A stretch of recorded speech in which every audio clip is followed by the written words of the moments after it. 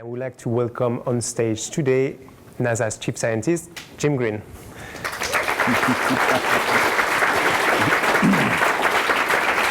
Thank you, Simon. Thank you. Jim, thanks so much for coming, visiting us today, and my pleasure. Taking the time for this little chat here at Talk at Google. So Jim and I met a couple of months ago in Washington, D.C. for the launch of Once Upon a Try, which is Google Arts and Culture latest project on the stories of invention and discoveries. So we've been partnering with 125 cultural and scientific institutions around the world to bring online stories of invention and discoveries, proudly featuring content from NASA, 160,000 images from your database. I think that's just the start. Now, I was aware, of that connection, but it was at the Air and Space Museum when we really had a chance to look at it. Exactly. And you and I were there. Exactly. That's how we met.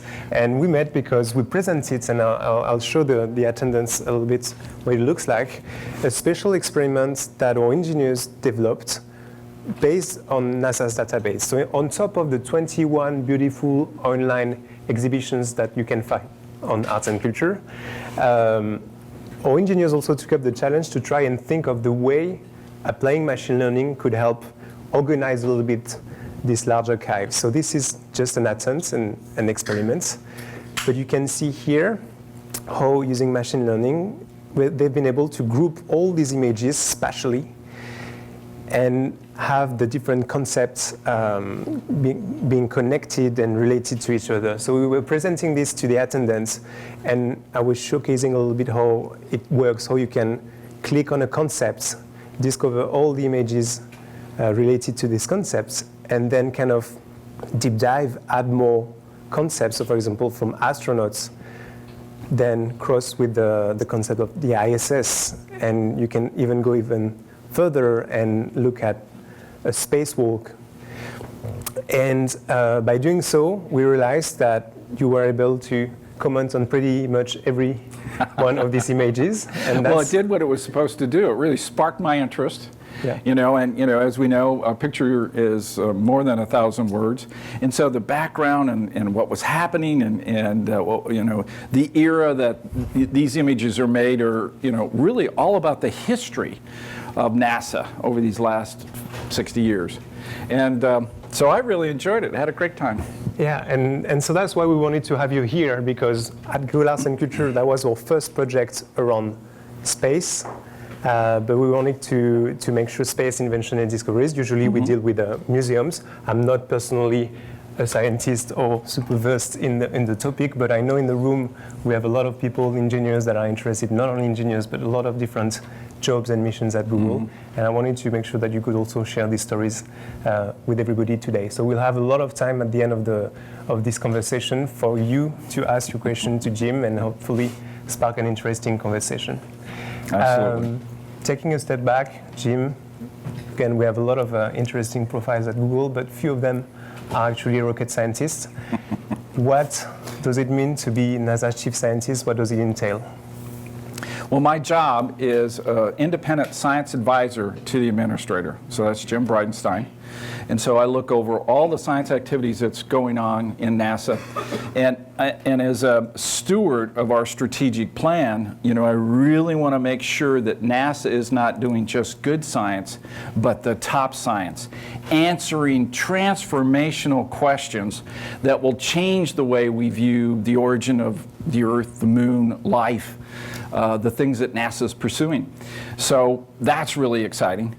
My job also is to try to connect some of these disciplines, where astrophysicists find, exoplanets, and they see it's about the size of the Earth.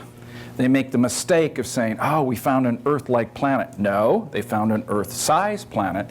It's the planetary scientists that will say, is it like Venus, or is it really like Earth? Is it like the Moon? What are those parameters? Because you need planetary atmospheric scientists to do that kind of science. So the fantastic discoveries that are being made between those disciplines, blending astrophysics and heliophysics and Earth science and planetary science together. And that's what's fascinating to me. And before your time as a chief scientist, you were at the planetarium. And under your leadership, you've been accomplishing so many missions, so flybys of Pluto. Right. So many Golden age of planetary science. Exactly. Yeah, so I was head of planetary science from 2006 up until last year, before I became the NASA chief scientist. And in those 12 years, we were orbiting Mercury, looking at this spectacular body that has a core the size of the Earth, and yet this is just a little bit bigger than the Moon. How did that happen? We were working with partners at Venus. We had several orbiters there. We were at the Moon, orbiting the Moon. We were in the asteroid belt. We were orbiting Saturn. We were orbiting Jupiter, and we were flying by Pluto, completing our initial survey of the solar system. It just was a really exciting time. And we had other missions going to small bodies, comets, and asteroids. Some of them are, potentially hazardous ones. So. And so among all of those, what inspired you the most, the biggest fascination? Okay, so I'm going to fall back to when I was planetary scientist. I'd give a variety of talks, many public talks, and the kids would get up and they'd ask, "What's your favorite planet?" Okay, they all had to know that, and so it was easy for me to say, "I love all my children equally." Okay. And in reality, the more I think about that, I think that's absolutely the right answer. Each and every one of the missions we do go to a different place, and it's a different object, which has a different history, a different evolution. And the variety is absolutely enormous. We're finding moons with an enormous amount of water, ocean worlds. We thought everything out there from Jupiter on out, water-wise, was frozen, and it's not. Europa has got an enormous ocean. In fact, liquid water. It has twice the liquid water we have on this planet, and yet it is only about the size of our moon. So the fascinating things that we go and we see, each and every one of these objects tell a unique and important story. And it's just a matter of, understanding what the scientists are coming up with. And that's what makes it fascinating. And you're gearing up towards a pretty important moment in July, because we're going to be celebrating the 50th anniversary of the moon landing. Yeah. And you're preparing yourself to go back to the moon. What was the biggest change between going to the moon 50 years ago and today? Yeah, so when you step back and you see what was happening in the 60s and in the early 70s, it was dominated, of course, by the USSR, former Soviet Union, and NASA. So the American public were paying for everything that NASA does. We did 22 precursor missions to the moon. Okay? Planetary scientists at that time, when they looked at the moon, because we'd never been there before, we're seeing all these impact areas that actually, they thought were caldera. When they looked at the moon, they thought, oh, look at how volcanic it is. It has all these caldera everywhere. They're not caldera, they're all impacts, okay? And when magma leaks out of the surface, it just kind of bubbles up and spreads out. It doesn't form these caldera like they do here on Earth. And so when these impacts were happening, it grinds up rocks, creates little bitty pieces, we call regolith. These are all spiky little things when you look at them under a microscope, and throw them everywhere. And so then the planetary scientists say, okay, well, you look at the history of the moon and how it's been bombarded, maybe that stuff is chest deep, So if you step out, you fall into that, it's game over, okay? That's not much of a mission. So we then had to have a bunch of these missions to land on the surface and check it out. And so even, when Apollo 11 landed, okay, and Neil Armstrong came out, the very first thing he did after he went down a step or two on the ladder is look around and see how deep in the regolith the limb was sitting, and he said, oh, looks like we've only gone down maybe half an inch. So then he was able to walk off the ladder, say one step for a man, one giant leap for mankind, and then begin to start putting out instruments. But What we're going to do now is completely different than that. These aren't full sorties that go to different locations, and we pay for each and every one of them out of the United States. We're partnering. Okay, so we have international partners, wonderful international partners. We've developed those over time. We have many countries that we work with on space station. They want to partner with us. In addition to that, we've developed a commercial and supported and encouraged a really fantastic set of commercial groups that not only want to go to the moon, but are building some of the rockets that will take supplies and things there. And so now when we go forward to the moon, not back, that's what we like to think of it. When we go forward to the moon, that kind of partnership overall lowers the cost for American citizens, but it's the right thing to do because it brings the world along with it. The common thread is if you talk to any of the astronauts that walked on the moon, they all felt that they represented mankind, that they represented the Earth. And now, with our partnerships, that continues, and in a major way. We want Japanese astronauts, and we want Russian astronauts, which would be called cosmonauts, of course, and many other countries to join us and be part of this effort. So, for those that didn't live through that, and I can look and see that maybe I might be the only one that watched in real time Neil and Buzz walking around on the moon. That was unbelievable. That and so you're going to experience that. You're going to actually see what that's like, and it's not going to be easy, and it's going to be dangerous, and there's going to be risks, but it's going to be worth it. Okay. And you're going forward? Yes. To stay on the moon, if I understood correctly? Correct. What does that mean? Well, that means we're developing systems for which we'll reuse them. One of the systems is a mini space station. I like to think of it as that. It's called the Gateway. It's going to orbit the moon. And we will stage things there. Okay, so the astronauts will first go to the Gateway. We'll also put the lunar ascent and descent module on the Gateway that they'll then crawl in and then go down to the surface and then come back to. And so we'll be reusing a lot of things in that area. We're looking for certain places on the moon, and in particular the South Pole, to be able to develop a base and a long-term future to continue to go back to. So unlike the Apollo program where we were really clueless about the moon, we were all over the place, but only on the near side. Now we're going to the South Pole, and we'll have all kinds of capability to really use the resources that are there. So if I can show my first slide. Yeah. Okay. What's happened in the last several years is an absolute game changer. Okay? This is the South Pole and the North Pole. Overlaying that is what we believe is the, in color, in blue, the percentage of water that's embedded in the moon. Not only in the soils, but in particular in permanently shadowed craters.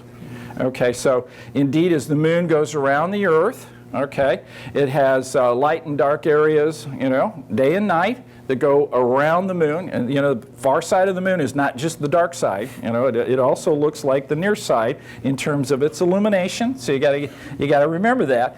And when that happens over a month, you then look at the shadows and you see areas on the moon that are permanently shadowed. And when we look in them, it has water. That's a game changer. Now this is frozen water. It's H2O. We drink it here, same thing. H2O on the moon is H2O. But what can you do with that? It is a resource that we can use. You tear it apart, you can create rocket fuel, hydrogen and oxygen. Tear it apart, you can breathe the oxygen. And of course, we're going to drink the water. It's a resource we don't have to take. We will go there, go in these areas, and then begin to bring that material out. We call that in situ resource utilization, okay? And that will end up being part a major part of the first stuff we do. Now, one of the reasons why that's important, that's exactly what we're going to do on Mars. That will be the first darn thing that we're going to do, because Mars has got an enormous amount of water resources. And if we're going to go to Mars, we're not taking everything with us. So we're going to learn to live and work on a planetary surface, and we'll start with the moon, and we'll do a variety of things on the moon that we will transfer that knowledge and our ability to what we will do on Mars. From the gateway, we will teleoperate a whole variety of systems, whether it's robotics, whether it's assembling things, okay, with the astronauts in the gateway, that's that orbiting system. And that's exactly what we'll do on Mars. To be able to create a station on Mars, okay, is going to be tough. Right now, we can land a 1-ton rover on Mars, okay? We can do that. We can pull that off. We might be able to do 10-ton. That would, you know, we love the orders of magnitude changes. We might be able to pull that one off. But to be able to create a habitat on Mars, we need about 40-ton. So we're going to have to put several things down, and then we're going to have to assemble those. And we'll have to assemble those telerobotically. And perhaps the best place to do that is from one of the moons of Mars, Phobos or Deimos. They're the perfect space station of Mars. All right? So some of the architectures that we're developing at the moon for reuse and for convenience, we're actually going to be transferring the knowledge that we learned from that to Mars. And on Mars, you're planning to stay, like, what's the horizon in terms of timeline? Okay, Resources, do you know? So how many saw The Martian? I was a consultant on The Martian. It was a blast. And Andy Weir really did pretty good, you know, when he wrote the book. So it's pretty realistic. It's got the look and feel of what Mars is like. But there's several things about it that NASA's not going to do. Okay, so for instance, when we go to Mars, we're going to go to one location. You know, so in the movie, it was different locations. You know, it was set up entire habitats in Ares 1, Ares 2, Ares 3, all these other places. We're right now in the process of picking the place. And the place is where we will go for decades. You know, maybe at least 100 years. You know, that's the plan. So that is an area, we call it an exploration zone. It's going to be about 200 kilometers or so in diameter. We're going to land in one area. We're going to live in another area. We're going to do ISRU in other areas. Okay, so there's buried ice, there's underground aquifers, there's things that we can do. And there's a whole variety of science that we want to do. We will have mobility in these areas to really understand Mars in this 200 kilometer exploration zone diameter. So that's unlike the movie. But indeed, that gives you a look and feel of how we're going to do that. So when is all that going to start? Right now, Mars is still in the hands of the planetary scientists, okay? Just like we did when we went to the moon, having all these precursors, okay? We're doing that at Mars now. We're gathering the information that we need to be able to make human exploration a reality. So, you know, NASA and its approach is not like Star Trek. You know, it's not go where no human has gone before, all right? You just take off and go do it, okay? Sounds great, but we don't do that, all right? We learn everything we can about where we're going to go and what it's like to live and work in that area and what we would do to be able to create a sustainable environment. And the scientists do that, and we do that robotically. We do that by getting on the ground, orbiters acquire remote data, put all that together. You know, right now, for instance, we have enough measurements of the weather in specific locations that we have created a global circulation model of Mars, okay? So we can tell you the temperature, the wind velocity, and the pressure anywhere over Mars over time. We are where NASA and NOAA was in terms of predicting weather on Earth in the 60s. We're there right now at Mars. So when you saw, when they were back in the habitat on Mars, in the Martian there, we're looking at, oh, okay, here comes the storm. We can do that. We can predict the weather going forward on Mars. Those are the tools we're going to need to be able to live and work on Mars, and we made enormous progress in every one of those areas. But we're not there yet. So as human exploration begins to practice at the moon in the 20s and begin to process into the 30s, our first foray to Mars will be in the late 30s and into the 40s. So in our lifetime, I want to see, and I hope you do too, not only are we living and working on the moon, but on Mars too.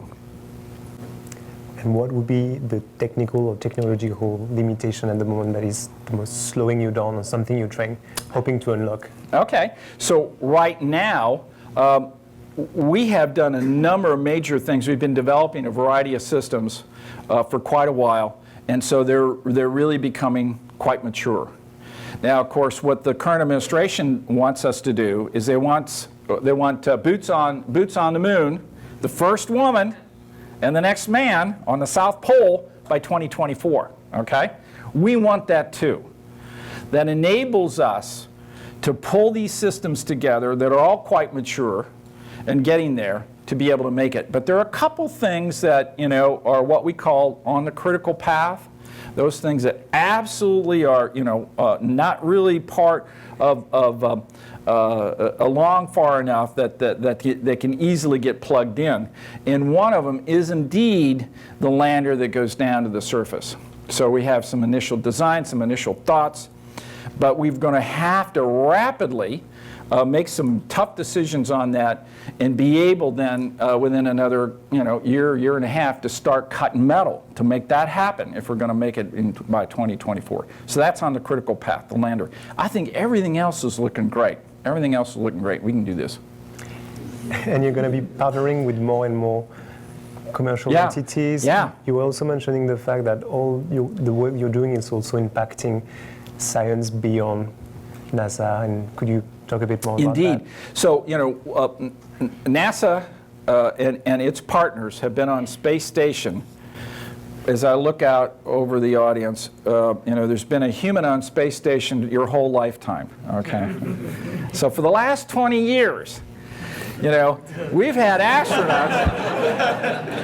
astronauts on station, all right? On station, living and working in space. It is a unique environment. It's a stressful environment. It stresses the body. It provides an environment where we can do all kinds of different things, from material processing to understanding life systems, to be able to do a variety of drug testing. We were just talking over the lunch hour about some of the things that we're finding out living and working on space station. When the astronauts come down, the longer they're in space, their immune system gets compromised, okay? So 40-year-old astronaut comes down and he's got an immune system of a 70 or an 80-year-old, okay? But their body rapidly puts that back together. One, we don't know why and how it got compromised. Two, we don't know how the body repairs it. Now, the 80-year-olds, 70, 80, and 90-year-olds that die of pneumonia, and there's 20% of them that do so because of a compromised immune system. If we can figure out what's happening there, it's a game changer in medicine, and we're partnering with NIH. So just one example, that environment is a rich environment to do all kinds of science. Now, NASA's been doing the science it wants to do because it's learning to live and work in space, but there are a variety of companies that want to do science and be able to create products that they can make it a commercial go. And so we've recognized that, and we're in the process of doing what we call commercialization. We want that then to be turned over to a whole new group of entrepreneurs, okay? We want that. And in fact, we have started doing that big time, Okay, you may not recognize it, but the investments and the encouragements and the activities that we've done to those companies, for instance, like SpaceX, Blue Origin, that now have rockets that can get up to station, that's all part of the commercial environment. We now have the transportation to take commercial companies on commercial rockets back and forth to station. They don't need NASA to do that. Okay? So our plan then is to step back and make that a new environment to do a variety of new and exciting research. In the meantime, we're going forward to the moon and then on to Mars. Talking about excitement, I think the most exciting question around that is there life beyond Earth? Yeah. Can you give us an update Yeah, on that? yeah. So that's one of my favorite topics. You know, so as head of Planetary, a lot of our missions were really all about let's look for life. So you can go back to the Vikings, and nobody in here remembers even the Vikings, but I do, and so what we did is, you know, Carl Sagan and a group of people were really pushing, hey, let's go find life. Let's have some life detection experiments. They had 3 life detection experiments on 2 landers, okay? And then they landed them, and the idea was each of these experiments had to have, you know, life, you know, an indication of life, and therefore, we declare we found life, okay? So we did that.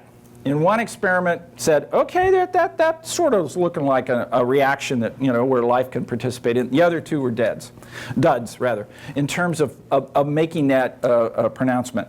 So we did not find life on Mars, but we now know enough about Mars to know we landed in the wrong spots, okay? We landed in Mars, what I would call modern Mars, bathed in ultraviolet light, hammered by cosmic rays, disassociation of all the kind of chemicals that make up life. And so we need to go to different places. Well, where do we want to go? Well, what is the definition of life? Okay, so I said, the astrobiologist, if we're going to go out and look for life, give me a definition. So they spent about a year trying to figure out what that definition is. And I said, it's got to be, you know, it can't be just us, you know, with DNA. I want a broad definition of life, because we don't know what we're going to encounter out there. So at the end of that, very proud, they came in the office and said, we got it. I said, all right, yeah, let me have it. Life has 3 attributes. Metabolizes, okay? That means it takes, with food, water, which then extracts the energy. Water is also used to eliminate the waste. Metabolizes. Sounds good. Second thing, it reproduces. Great. Third thing, it evolves. That's it. Okay? Metabolizes, reproduces, evolves. They were delighted, and I can't tell you how depressed I was. How am I going to build an instrument that measures evolution? Okay? So you've already set me up for failure. Okay? You know, what kind of time is it going to take for us to watch something evolve? Okay? So I decided, okay, we got to step back. And so let's look at metabolism. You know, the key thing on that is water. Okay? And so the astrobiologists confirmed that everywhere they go where there's water, they find life. Okay? Now that includes nuclear cesspools. That includes going down into the earth several miles where water is seeping through. They're finding life. Okay? And in fact, they made an estimate of the amount of life in terms of its biomass below our feet. And it's greater than the biomass that's on the surface plus in the ocean. Okay?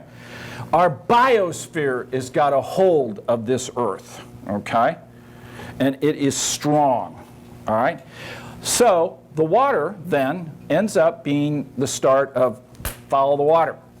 Let's go back to Mars and look for where water could have been. And now we see, after a whole series of measurements, that Mars was a blue planet early on.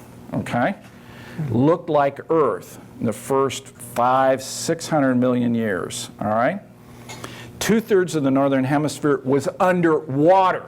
and in some places greater than a mile, and rivers flowing into the ocean, okay?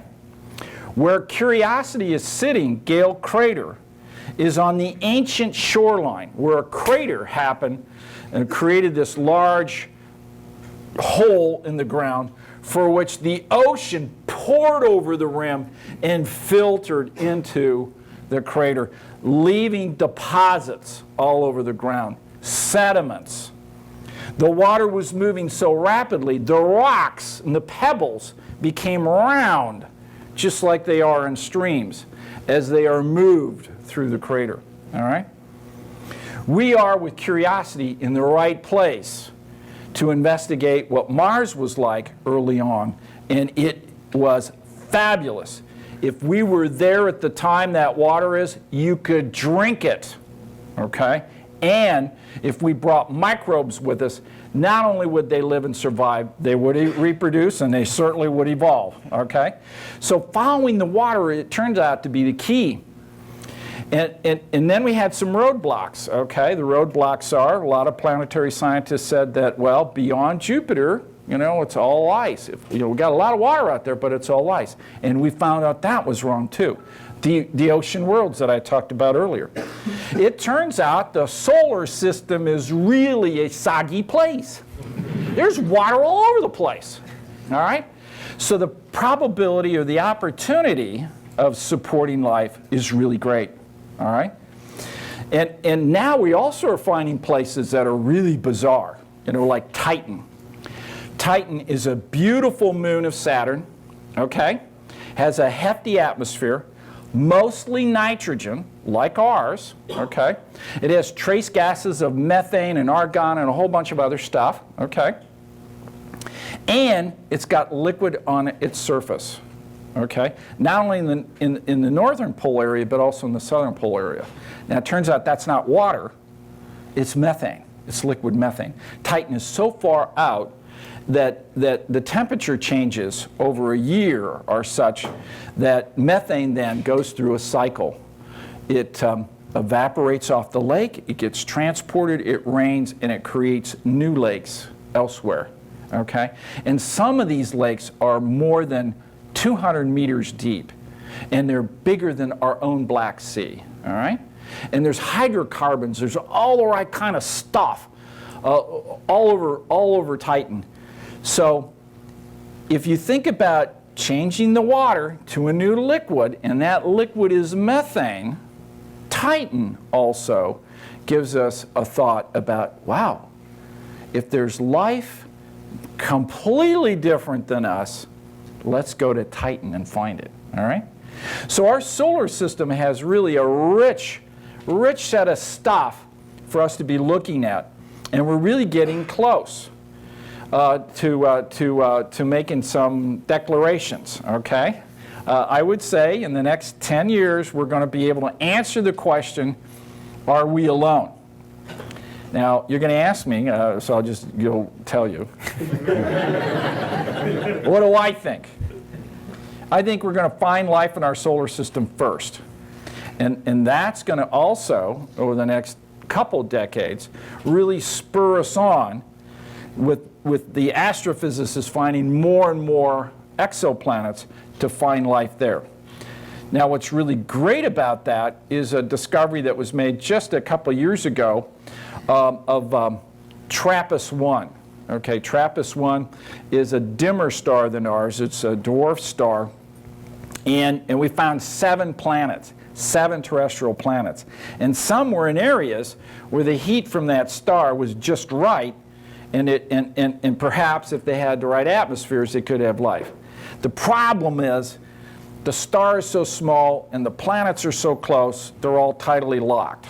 You know, so one side's going to be hotter than heck, the other side's going to be really cold. Star's really active and blasting the heck out of these planets with coronal mass ejections and flares. So this would not be a solar system I would like to live in, okay? But the most important thing about that is it's only 69 light years away. It's right around the corner. Yeah, it's right around the corner. What's really great about that is that it had enough planet-making material to make 7 planets. We are in a perfect part of the galaxy where planets galore must be out there. Now, Kepler, when it looked in this region in the sky, it was looking way across the galaxy, okay? And at the end of the Kepler mission, where it was looking for exoplanets from this transiting technique where the planet moves in front of the star light goes down a little bit, we got a planet, okay? And then we go back and verify that that's the case. They found thousands of planets, okay? Big ones, small ones, all kinds of sizes and all kinds of distances, all right? The end result of that is, statistically, we now know there are more planets in the galaxy than there are stars.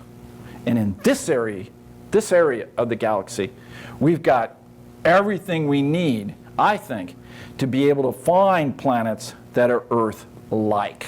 All right? Not Earth-size, but Earth-like. And that's going to happen in your lifetime, too. That's pretty cool. It is. You talked about your colleagues setting you up for failure. I like the idea of, and I can only imagine how many failures and fails you are encountering on a daily basis. Can you tell us about your most beautiful failure? Okay, my most beautiful failure.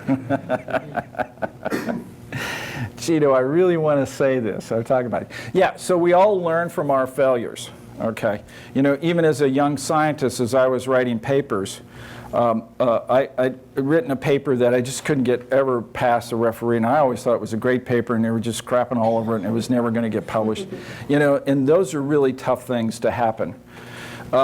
As head of planetary science, you know, I had missions that were moving forward. You know, we were building Curiosity, and Curiosity was this huge rover, and I learned something really important in that, and that is one mission, one miracle. Okay, you know, NASA does miracles. Everyone thinks NASA does miracles. Curiosity had 10. I mean, what were we thinking? You know, but now that we did it, that's great. What happened was we got to the point where we were supposed to launch it, and it wasn't coming together. We needed, one of the miracles wasn't working for us, okay? Couldn't pull it off. And so we had to delay it, all right? That was a huge blow because planetary science requires windows, okay? You launch something, and then when you get out to space, that planet or wherever you're going better be there. And so everything is moving around, all right? Okay, it's all moving around. And so there are certain windows. And our window to go to Mars is every 26 months. So yeah, great. Now we can't make this launch window. You got 26 more months to find that miracle and fix those actuators so the darn rover will move, okay? That was our problem. Because they had, oh God, you know, like 80 or 90 actuators. You know, everything was, you know, you have these things that are moving around, the wheels and the arms and everything. Oh, geez, everything. And we couldn't get them working. Some of them are really big, and it's really cold, and it's got to work, and long period of time. You know, it's, you know, that's a big problem. So you got 26 months to do it, but I got to find the money to get the marching army to keep doing it. That turned out to be $495 million. Okay, so I was on the Hill. Okay, that for those in Washington D.C., that means Congress. You know, letting them know, you know, okay, here's one of my tough things to tell you is we're not going to be able to do that, and we need to keep funding this. It's nearly there. We're not going to cancel it, but it's going to cost more money, and that's really tough to do. So I went through a number of those. Those are tough. You know, in hindsight, you know, we all learned from that. As I said, I would have rather cut down on the number of miracles and launched it on time. That always would have been better. But now that we did that, we're taking that whole architecture of how we land Curiosity. Okay. Now, you all, I'm sure. Let me ask you this: have you seen 7 Minutes of Terror? Okay, you got to watch 7 Minutes of Terror. Oh, wow. Where were you when we landed Curiosity? Come on. So when we were going to land Curiosity, and everything was we launched it, we got it together. 26 months later, everything, we finished the miracle and launched, and off it went. It's going to Mars. Okay. My boss came in and said, who was Ed Weiler, and Ed Weiler was the head of the astrophysics branch that built Hubble. And when Hubble was launched and had mirror problems, he was beaten up mercilessly, okay? So Ed comes in my office and says, wonder if it crashes, okay? Wonder if it crashes. And I said, well, if it crashes, somebody will get fired, and I know who that is, and that's me. And he says, you're right, it is you. But it started me thinking that we're messing up, NASA's messing up, not telling the public how hard it is of what we do, okay? And so we did this little 2 or 3 minute movie. It's called 7 Minutes of Terror, where it talks about what has to happen, what has to work to land Curiosity safely on the ground. And you hear the engineers, you're peeking under the hood now, all right? And indeed, when Curiosity hits the top of the atmosphere and radios back, and we get that signal 8 minutes later, Curiosity is either disassembled accidentally on the surface or it's ready to operate, okay, all right? And so we just then have to wait and get more information and then understand how each and every one of the systems worked to be able to land it. And 7 Minutes of Terror was our first, I think, really good attempt to talk about, yeah, we're going to be doing great stuff. We get focused in that, but it's hard and it's risky and we may fail. And we all ought to be familiar with what that's like. Not everything we do and work on works. Certainly not the way we'd like it to, and not always having the ability to do everything that we want it to do. But you have to be able to work through that and really do an honest assessment of the risk. And NASA's learned how to do that better.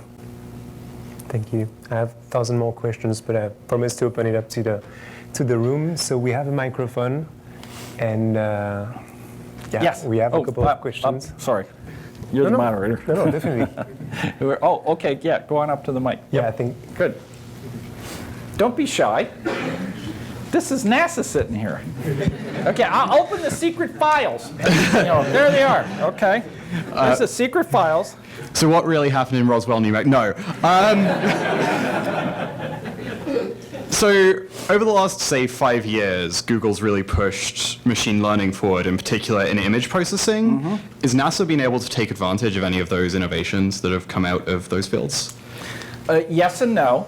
We're doing a lot of automation on some of our rovers, mm-hmm. because our rover's on Mars. So let me tell you how fast Curiosity runs. Okay, so right here it is, top speed. See it? Top speed. Okay.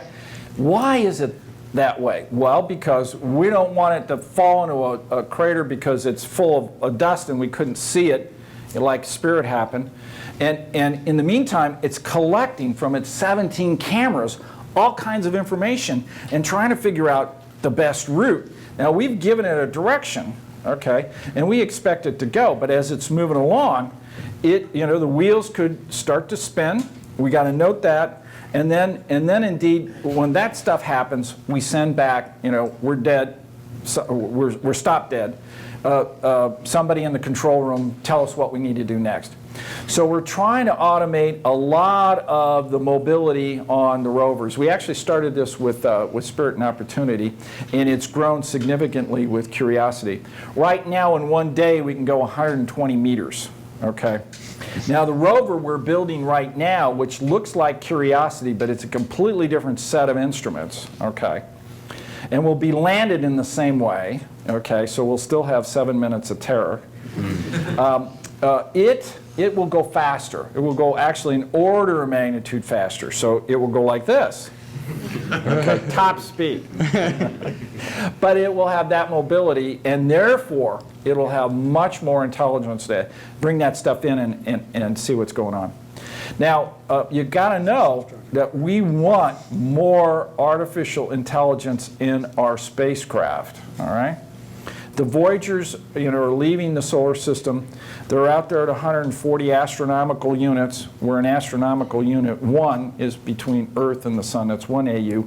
And Voyagers are out at 140. And though, our iPhones are so much superior than the computers on that, on Voyagers. But the next one, New Horizons, actually, is 2 orders of magnitude better. But that was still built in the late 90s, and designed in the late 90s, early 2000s, okay? So that's also old stuff. But we will continue to do that and bring in more and more intelligent systems as we go further and further out. So if you want to ask the next question about aliens, I think the aliens will do the same thing. So if aliens are going to visit us, they're not going to be there in person. They're going to send their machines. Maybe we should be looking for those too. Thank you. You're welcome. On the shorter side, so. Not a problem. We fit well in a capsule, by the way. Oh, well. Is it a free ride? I might be interested. See, I'm too big. I can't go where I want to go. I don't even eat that much, so it's cool. Oh, yeah, that's better. What fascinates me most about these moonshot projects is the amount of hope it just sort of lights up the room with and brings to minds. Yeah. But what's even more interesting is a project like bringing civilization to Mars is something that we may never see in our lifetime. So what is it like working on a project that you may never see come to fruition? What motivates you? Yeah. So that's a really good question, because when we start proposing and coming up with an idea and then moving it through the process, and then NASA says, okay, well, let's build that, and then starts funding it, it's a significant part of one's career. All right. Some of the people that are on, for instance, Cassini, retired before we ended up ditching Cassini in Saturn. Because not only it took 10 years to build, it took 5 or 6 years to get there, and then it was there 13 years. That's an entire career. And indeed, many engineers are developing systems that they would like to see fly. Typically they will, but it's a significant part of their career. And that's tough, but you got to have hope, okay?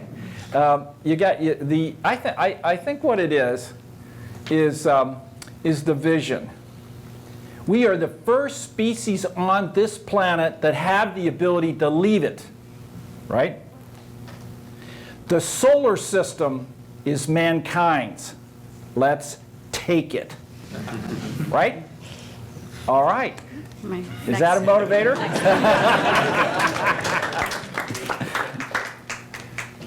Hi, I was kind of curious about, you mentioned how there were 10 different miracles involved in the in Curiosity. What are the miracles required for establishing a base on the moon? Okay, so hopefully there's not that many left. So the one thing that we have to build, which is the Space Launch System we've been working on for a number of years, that's really come along quite well. Okay, that is a huge rocket. We need a huge rocket because we gotta put some mass, not only in space, but down on the surface of the moon, okay? And is it also 40 tons? Good question. I don't think we've got the estimate on that, and there's a couple game changers that I'll talk about that may really radically change our view of how much mass we need there. So the SLS, okay, which is 10% more powerful than a Saturn V. So no one in this room but me has seen a Saturn V, and it shook the ground 3 miles away, all right? That was a rocket. all right? and the SLS is going to do that. So our first big launch of that is in the late next year, you know, and that's taking another fantastic system we're building, which is the Orion Capsule, all right, which is, you know, it's like the Apollo on steroids. I mean, it is really a beautiful capsule system. It can seat 6. You know, all kinds of capabilities. It's really a marvelous, marvelous thing. So we've retired a lot of risks in all those. But as I said, the couple things, we need to get our robotic systems in these permanently shadowed craters and taste that water. We estimate right now that there's between 100 and 200 million tons of water there, and that actually may be an underestimate. But there's nothing like getting in them and doing, and we haven't done that. And we'd like to be able to then bring those samples back, and we want to keep them frozen. So we don't know how to create cryogenic samples and then maintain them, okay, and bring those back. So there's a bunch of things in that area we're trying to develop. And then for human systems, I think the tall pole, as I mentioned, is the landed vehicle. So what about the game changer? Okay, so here it is. We have found a feature on the moon we call skylight, okay? So what's a skylight? So you fly over this region and you image it, and something looks like a crater, but then it doesn't look like a crater. You don't see the crater walls. You actually peer into this, and you see rubble on the well below it, and then you recognize it's a lava tube, all right? And this roof has collapsed, and we now see them all over the place, okay? Now, a lava tube is something we could drive into, have an inflatable, and start living, all right? And then the inflatables we're testing on station. You know, Bigelow's got inflatable units that they're doing in a variety of testing. So that's a kind of a new concept. And then our modelers tell us something really spectacular. The temperature in a lava tube is constant day or night. That's a game changer.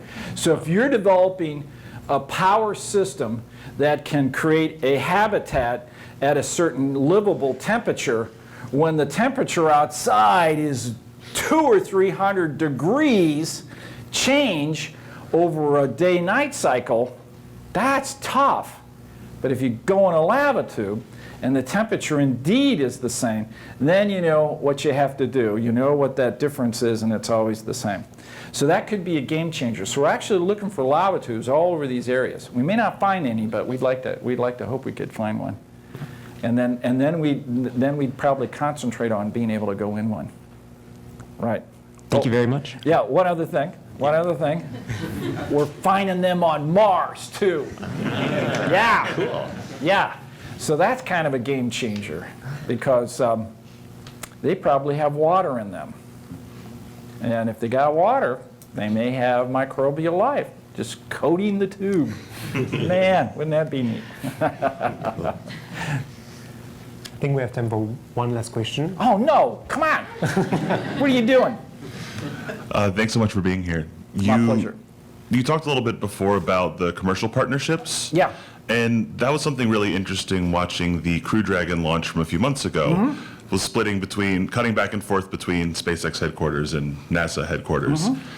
And it was a fascinating launch to see, and a little part of me also felt a little sad. Watching the NASA part felt like something we were all doing, and the SpaceX part felt like something another group was doing, since I'm not part of SpaceX. Yeah, okay. And I'm curious how you see that relationship continuing to evolve and continuing to strengthen those partnerships in a way that it still feels like NASA and the kind of world governments working together with help from these groups, as opposed to kind of a separation. Well, as I said, we're trying to provide an environment where space is that next domain of activity, where humans can live and work in a much more routine fashion in space. Not just the astronauts that have been there over the last 20 years, but a lot more. And we have some infrastructure there to use. We want that to go through a process of having commercial companies. So they need to be able to have rides back and forth to station without NASA. They need to be able to go up and set up various experiments, run them, get the results, and without NASA. Okay, and we're moving in that direction. So we've invested in this. We want this. This is an exciting new frontier for us. And I think we're going to find all kinds of different activities that are going to go on in station that will continue to benefit mankind, in just those few examples that I gave you. So I'm not sad when SpaceX is successful at all. I am on their team cheering them on. I want them to be successful. I want them to go back and forth to station. And as they develop the capabilities that actually can go to the moon, we're going to use those too. So it's really a great time for us in the United States. Thank you. You're very welcome. Jim, thank you. We're running out of time. Thank you so much for coming here today. I had too much fun. Way too much fun. Way too much fun.